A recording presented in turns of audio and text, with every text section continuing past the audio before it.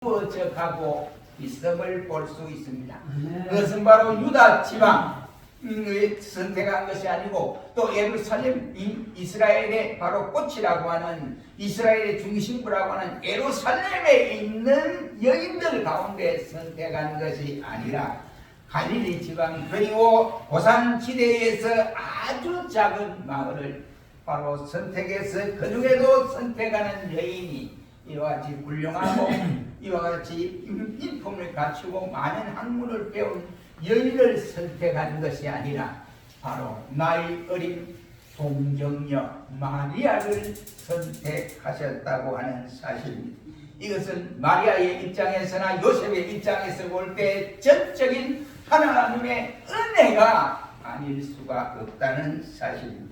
이제 마리아가 성탄에 관한 메시지를 받고 나서 어떻게 그가 액션을 취했는지 이 시간 우리가 한번 생각해 봄으로써 이제 성탄절이 내일 성탄을 나는 우리 모든 성도들도 마리아와 같은 중심으로 성탄을 맞는 이러한 시간이 되기를 주의 이름으로 축원합니다.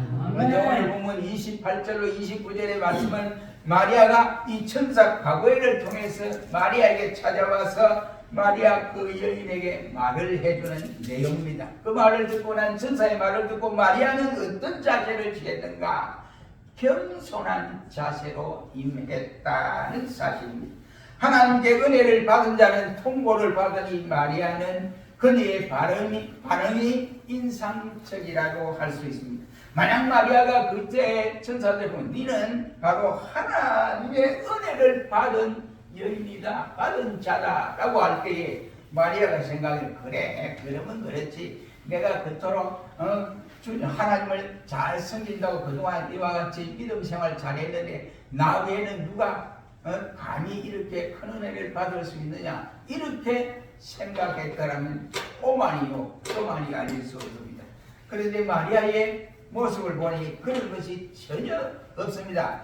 29절 말씀해 보세요. 처녀가 그 말을 듣고 놀랐다 라고 했습니다. 그러면서 하는 말이 세상에 내가 이런 인사가 어쩌민고 라고 말씀을 하고 있습니다.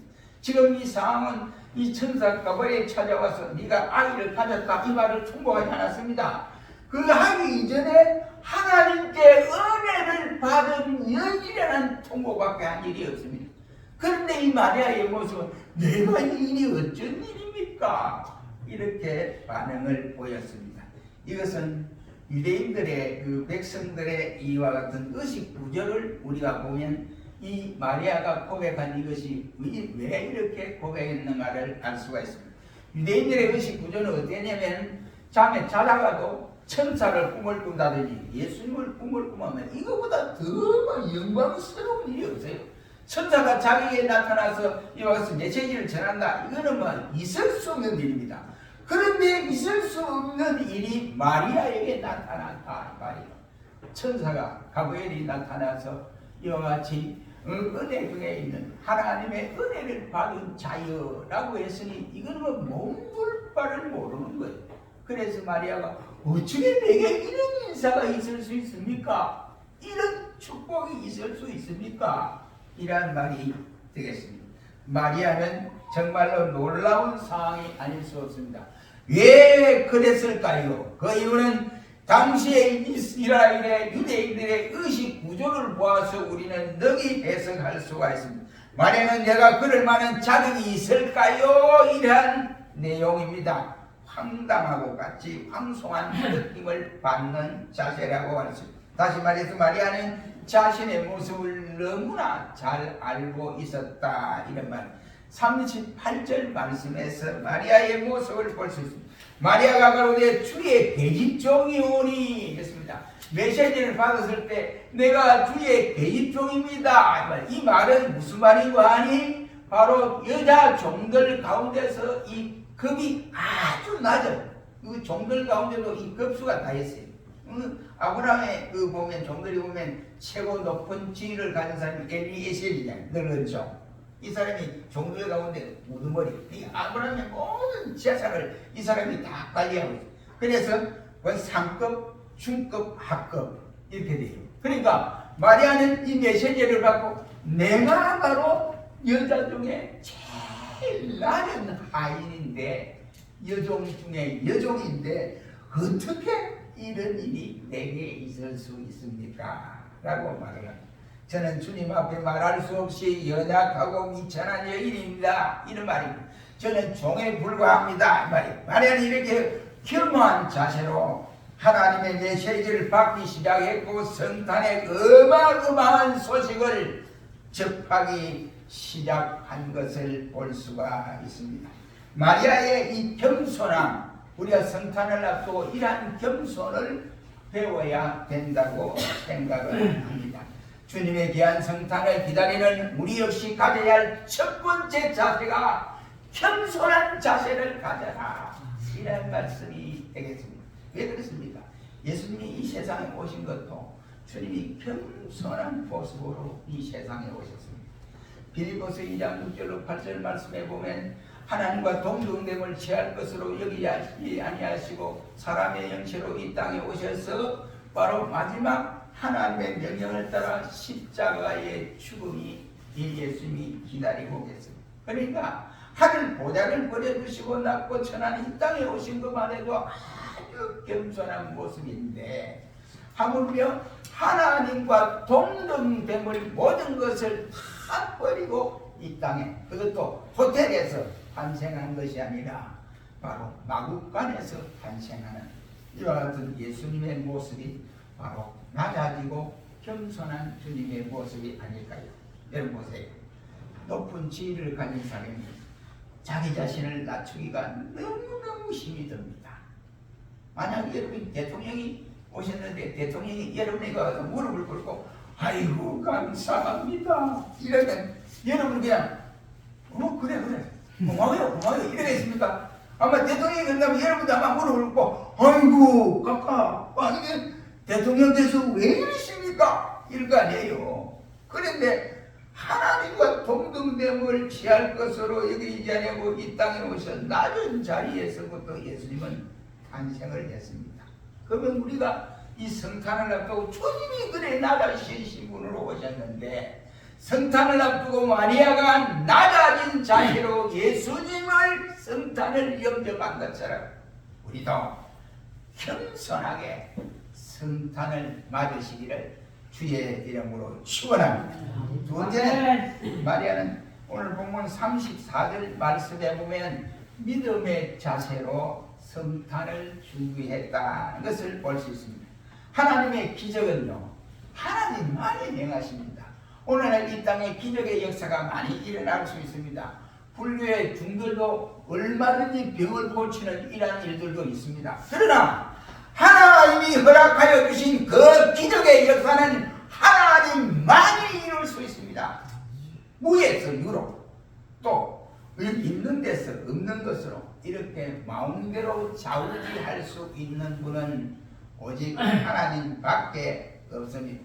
오늘 본문 말씀에 마리아가 잉태한 것을 2차적으로 하나님의 구원에 대한 이와 같은 것을 선포하는 믿음의 역사를 볼 수 있습니다. 구원이 어떻게 되냐? 아무 여자나 선택해서 하나님만 이렇게 동정녀를 선택해서 이렇게 아기 예수가 낳도록 하신 것이 아니다 이 말이에요. 그만한 믿음의 그릇이 되어야 되는데 처녀가 잉태를 해서 이 사건을 가지고 믿음으로 해결할 줄 아는 믿음 있는 사람이 되어야 되는데 믿음 없는 사람이 되면 그거 어떻게 감당하겠어요? 큰일 나죠. 그러니까 결국은 믿음 없는 사람이 감당되면 이 온 동네 사람에게 알려져서 그만 우리로 말하면 조리돌림을 하게 되는 거예요. 그러니까 돌로 쳐서 모세율법에 죽이도록 되어 있습니다. 죽으면 어떻게 마리아가 죽죠. 안에 수태된 아기도 죽을 수밖에. 그러면 하나님이 작정해서 보내시는데 그게 어떻게 되겠어요? 그래서 이 마리아의 믿음을 보시고 마리아 속에 예수가 탄생하도록 하나님이 만드셨다. 이러면 이 마리아의 믿음이 대단한 믿음임을 볼 수가 있게 됩니다. 여러분 보세요. 오늘 본문 말씀에 보면 34절 말씀에 마리아가 천사에게 말하되 나는 사리를 알지 못하니 어찌 이 일이 있습니까? 이게 두 번째 메시지를 받고 있는 거예요. 구체적으로 자신을 통해서 메시아가 잉태되고 탄생할 것이라는 메시지를 받았을 때에 마리아의 반응의 모습이 나타납니다. 이게 어떻게 가능합니까? 내가 남자와 이와 같이 자녀이 없는데 이거 어떻게 된 일이냐? 이것은 의심스러운 질문이 아닙니다. 37절에 대답을 해줍니다. 대저 하나님의 모든 일은 능치 못함이 없느니라 라고 천사가 말할 때에 마리아가 가는데 주의 계집종이 오니 말씀대로 내게 이루어지겠나이다 라고 천사 앞에서 화답을 했습니다. 믿음을 써보세요. 이게 무슨 일입니까? 내 처녀네요. 그럼 나를 죽이려고 합니까? 막 야단 번쩍을 들 거예요. 그러나 믿음 있는 마리아는 그것을 그대로 믿음으로 받아들였다라고 했습니다. 하나님이 우리를 제일 좋아하는 사람을 누구죠? 돈 많은 사람, 하나님이 제일 좋아하는 정치가, 하나님이 제일 좋아하는 사람, 이 땅에서 엘리트, 하나님이 제일 좋아하는 사람은 누구를 좋아하겠느냐고. 믿음 좋은 사람을 하나님은 좋아하십니다. 아멘. 왜 아브라함의 이 족장 시대를 이어가면서 아브라함, 이삭, 야곱 또 요셉까지 이어지도록 우리에게 성경을 기록하여 알게 했느냐면, 이 말은 아브라함의 믿음을 본받고 이삭의 믿음을 본받고 야곱의 믿음을 본받고 너는 요셉의 믿음을 본받으라고 우리에게 알려주신 사건입니다. 그래서 이 믿음으로 어떻게 했습니까? 여호수아가 요단강을 건넜습니다. 지금 요단강이 이제 좁아져서 별로 안 넓어요. 옛날에는 요단강이 굉장히 넓었습니다. 물이 가득 차거든요. 그래서 그 요단강을 어떻게 건넙니까? 그러니까 하나님이 여호수아에게 말씀을 해요. 제사장들이 법궤를 낸 제사장들이 먼저 요단강을 건너라. 딱 물을 발에 딱 닿기만 하면 그 다음에 백성들이 뒤에 따르도록 해라. 그런 거예요. 제사장들이 이제 그 법궤를 메고 가면 그 다음에 족장들이 따라가고 그 다음 백성들이 따라갑니다. 근데 여호수아가 가자. 하나님의 명령이다. 그래서 건널 수 없는 요단강을 뭐로 건넜어요? 믿음으로 건너게 되었습니다. 그래서 문을 건넜죠. 건너고 나서 또 이제 가나안 땅에 들어가는데 1차 관문, 2차 관문이 있습니다. 그게 뭐냐면 바로 바로 이 요새인 이 가나안에 있는 도성이 우리가 가나안에 있는데, 그게 바로 그 도성을 어떻게 이것을 무찌를 수 있느냐? 있을 수가 없는 이런 상황입니다. 그래서 그 바로 여리고 성을 무찔러야 되는데, 여리고 성은 그 당시에 강대국으로 알려진 블레셋이 수십 번 침공을 했다가 다 실패하고 돌아갔습니다. 그런데 이스라엘은 훈련도 받지 않는 거고, 그런 상황에서 그렇다고 해서 특수하게 블레셋처럼 이 철병거가 있다든지 그런 것도 없잖아요. 그런데 어떻게 여리고 성을 함락시켜요? 그냥 하나님이 첫째 날에 한 바퀴 돌아요. 둘째 날도 두 바퀴, 셋째 날 계속 돌아 7 바퀴를 돌고 백성들이 아우성을 쳐라. 여호와 하나님 하고 꽝을 찌르라. 그러면 여리고 성이 무너질 것이다. 이걸 어떻게 알아요? 믿음으로 이겨낸 거예요. 그래서 이스라엘 백성이 그 말씀대로 믿고 첫날부터 7째 날 7바퀴를 돌고 꽝을 두고 횃불을 두고 내니까 자기들은 아무것도 한 것이 없어요. 한 것은 여리고 성을 동구밖에 없습니다. 그런데 여리고 성이 짝짝짝짝 무너지면서 와르르 무너지게 했습니다. 바로 믿음을 간직한 자에게는 이러한 능력이 드러나게 되어 있다. 이런 말. 아벨이 죽었습니다. 누구에게 죽었어요? 자기에게 맞아서 죽었습니다.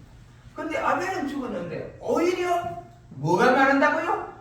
그 믿음이 말하느니라. 그 말씀을 하고 있잖아요. 그러니까 하나님이 좋아하시는 것은 마리아 역시도 그 좋아하는 복을 성탄을 통해서 준비했는데 그 뭐냐? 믿음을 가지고 준비했다. 우리도 성탄을 맞이하면서 마리아와 같은 이런 믿음을 가지시기를 주의 이름으로 축원합니다. 세 번째는 마리아는 헌신적인 자세로 바로 준비를 했다. 헌신이란 말이 무슨 말입니까? 믿음과 순종의 자세에서 실제적으로 자신을 하나님께 바치겠습니다. 이것이 아니겠습니까? 그렇다고 한다면 그녀는 자신의 몸을 하나님이 사용하시는 도구로 드렸다 이 말이. 우리 모두 34절 말씀에 한번 읽어보겠습니다. 34절 시작. 마리아가 천사에게 말하되 나는 하나님을 알지 못하나니 어찌 일이 있으리까. 어떻게 이 일이 가능합니까? 쉽게 말하면 그 말이에요. 어떻게 이 일이 가능합니까? 라고 물었을 때 35절에 천사가 약간 이야기를 합니다. 35절 시작. 천사가 대답하여 가되 성령이 내게 임하시고 지극히 높으신 능력이 너를 덮으시니 이러므로 나실과 거룩한 자는 하나님의 아들이라 이르느니라. 네. 문제는 여기서 마리아가 믿음을 가지고 있는데 일이 어떻게 이루어집니까? 하니까 자기 몸을 다 헌신을 하는 자세로 바치는데 어떻게 합니까? 천사가 대답하여 가로되 성령이 내게 임하시고 지극히 높으시니 능력이 너를 덮으리니. 이 덮는다 이 말은 우리가 구약성경에 보면 이 성막이 나오죠. 성막 그죠? 그 성막이 나오는데 성막에 지붕을 3겹으로 덮습니다. 그렇게 거기에는 양의 가죽으로 덮고도 이렇게 덮고 이렇게 딱 덮고 나서 그 위에 뭐냐면 다 만들어 놓고 나면 그 위에 뭐냐면 하나님의 이 구름이 성막을 덮는다. 그러면 이 말은 무슨 말이야? 덮는다는 하나님이 성막 속에서 임재하신다 이 뜻이에요.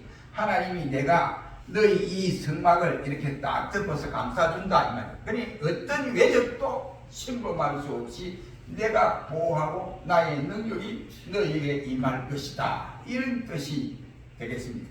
그래서 구약의 성막에 사용되는 이 단어를 오늘 본문에 마리아에게 이 단어를 써서 성령이 내게 임하시고 지극히 높으시니 능력이 너를 가만히 두는 것이 아니라 그 능력이 너를 싹 덮어주겠다 이 말이에요. 이것이 마리아가 하나님 앞에 그대로 헌신할 수 있는 놀라운 역사를 임하게 된 것입니다.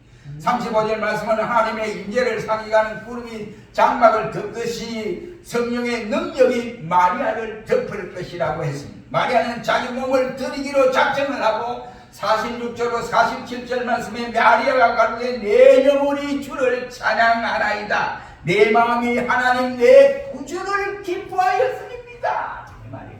자기 뱃속에 있는 이 구주를 자기가 너무 기쁘게 여깁니다. 그런데 모든 것 주님 앞에 모든 것 다 드리겠습니다. 이런 영혼과 마음과 모든 것을 헌신한 내용을 말씀하고 있습니다. 마리아는 자기의 몸과 마음과 영혼을 주님 앞에 온전히 헌신했던 모습을 볼 수가 있습니다. 이와 같이 마리아는 철저하게 헌신의 자세로 성탄을 기다리고 또한 준비하고 있었다. 이런 말입니다. 사랑하는 성도 여러분, 우리가 이번 성탄절을 통해서 그동안 계속 주일마다 오면서 바로 요셉의 신앙, 우리가 어찌하든지 이와 같이 성탄에 대한 준비를 하자 이런 메시지로 계속 전하여 왔습니다. 이제 이 성탄을 준비하는 메시지도 오늘로서 끝이 납니다. 내일 주님 성탄이 오는데 주님 내일 탄생하는 날인데 이제 뭐 그때는 준비하려 할 수 없어요. 준비된 상황에서 탄생하신 주님을 영화롭게 찬양하고 영광을 돌리고 그 주님을 기쁜 마음으로 동방박사들처럼 하나님 앞에 준비한 그대로 가져와서 어린 아기 예수께 축하하는 수밖에 없습니다. 그럼 우리는 이번 성탄절에 마리아의 겸손과 순종의 믿음과 헌신하는 자세를 우리 스스로 간직하여 성탄을 맞아 하나님 앞에 영광을 크게 돌리는 저와 여러분들이 될 수 있기를 주의 이름으로 축원합니다. 기도하겠습니다.